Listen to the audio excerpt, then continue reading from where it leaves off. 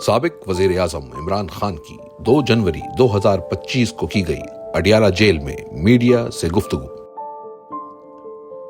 سب کو نیا سال مبارک۔ 2025 حقیقی آزادی کا سال ہے جس میں گھٹنوں پر آئے اس جعلی اور فسطائی نظام کو شکست ہوگی انشاءاللہ۔ اس آمرانہ دور میں شخصی آزادیوں کے خاتمے، بنیادی قانونی حقوق کی پامالیوں اور اداروں کی تباہی نے ملک کے نہ صرف سماجی اور سیاسی نظام بلکہ قانونی و معاشی نظام کو بھی درہم برہم کر دیا ہے۔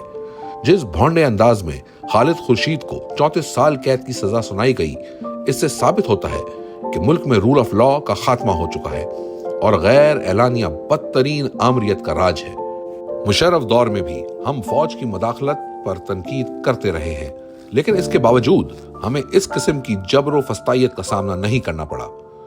وکلا تحریک سے پہلے بھی ہم فوج کی سیاسی مداخلت کے خلاف بھرپور تنقید کرتے تھے، لیکن تب کوئی ایجنسی اپنے شہریوں کو اس طرح سے نہیں اٹھاتی تھی۔ آئینی عدالت بنا کر پورے عدالتی نظام کو تباہ کیا گیا اور قاضی فائز عیسیٰ کی باقیات کو عدالتی نظام کا قبضہ دے دیا گیا تاکہ قاضی کی روایت برقرار رکھتے ہوئے عدالتی فیصلے GHQ کے زیر اثر کروائے جا سکیں۔ میرے خلاف پچھلے سال بھی 4 غیر قانونی فیصلے دیے گئے تھے۔ سوموار کو القادر کیس کا فیصلہ بھی ویسا ہی توقع کر رہا ہوں۔ ایسے ہی لاقانونیت پر مبنی فیصلے پوری دنیا میں پاکستان کی بدنامی کا باعث بنتے ہیں۔ ملٹری کورٹس جیسے فیصلوں سے پاکستان میں قانون کی حکمرانی کا خاتمہ ہو گیا ہے۔ جس ملک میں قانون کی حکمرانی نہ ہو، وہاں کوئی سرمایہ کاری کرنے کو تیار نہیں ہوتا۔ پاکستان میں اب بھی گروتھ ریٹ 0 ہے۔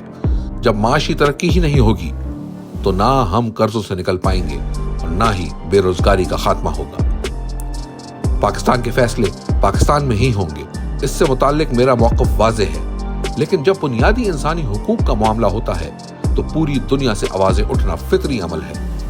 اقوام متحدہ جیسے ادارے اسی لیے ہیں۔ دنیا کے تمام ذی شعور انسان بنیادی حقوق کی پامالی کے خلاف آواز اٹھاتے ہیں۔